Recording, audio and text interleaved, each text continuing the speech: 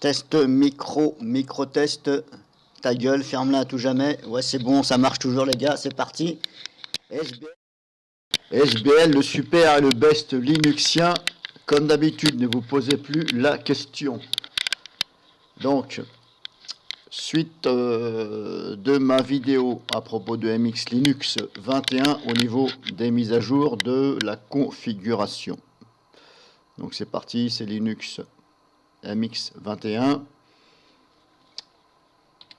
On tape le mot de passe requis. Et là, on va voir donc au niveau de la configuration, les préférences au niveau de la distribution. Alors si on regarde là, on fait le tour. J'ai mis comme ça. Mise à jour intelligente. On a type de mise à jour. On a plusieurs types de mise à jour. Bon, moi je laisse comme ça. Ça c'est par défaut. J'ai laissé comme ça par défaut. Ici je n'ai rien changé. Colonne et police, je n'ai rien touché. Couleur, je n'ai rien touché.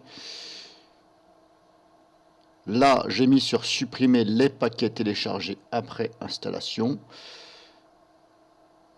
Par défaut, il était sur laisser les paquets téléchargés dans le cache. Bon. Là, apparemment, c'est bon. Si je me fie à ce que c'est, fichier temporaire. Bon, bah, si c'est temporaire, je vois pas pourquoi ce n'était pas laissé sur supprimer les paquets téléchargés après l'installation. Parce que si c'est installé, on n'a plus besoin d'avoir des paquets.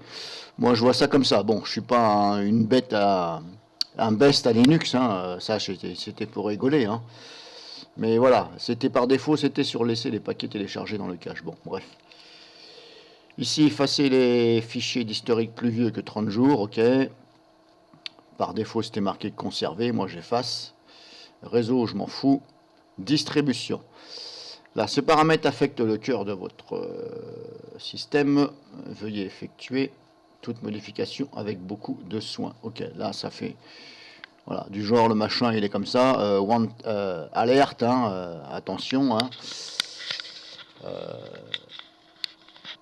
Bon, ça fait à moitié peur ce message.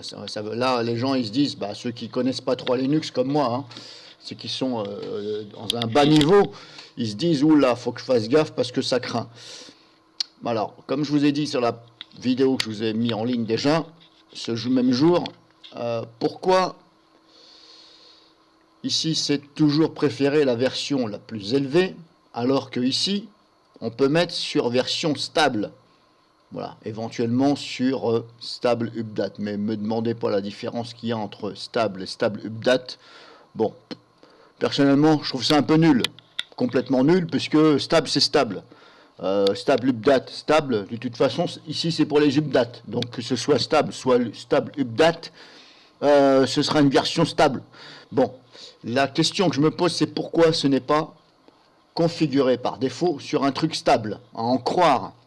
De mon avis, je me comporte comme une personne simple à Linux.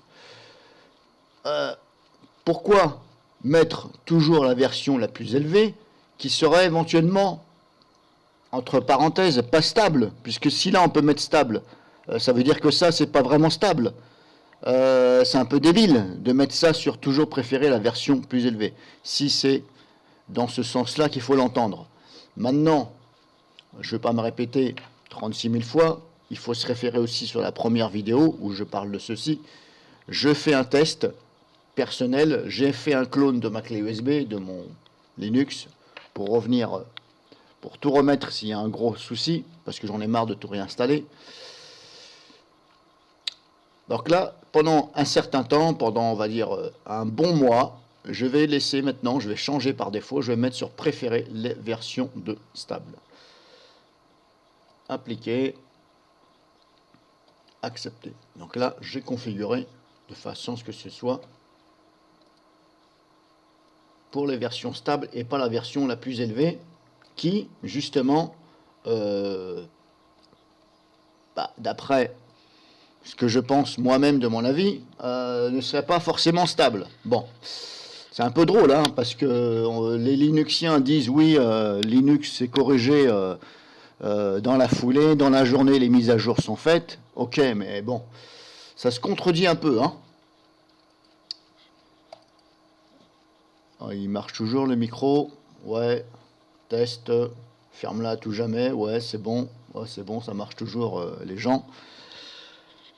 Donc, maintenant, ce que je vais faire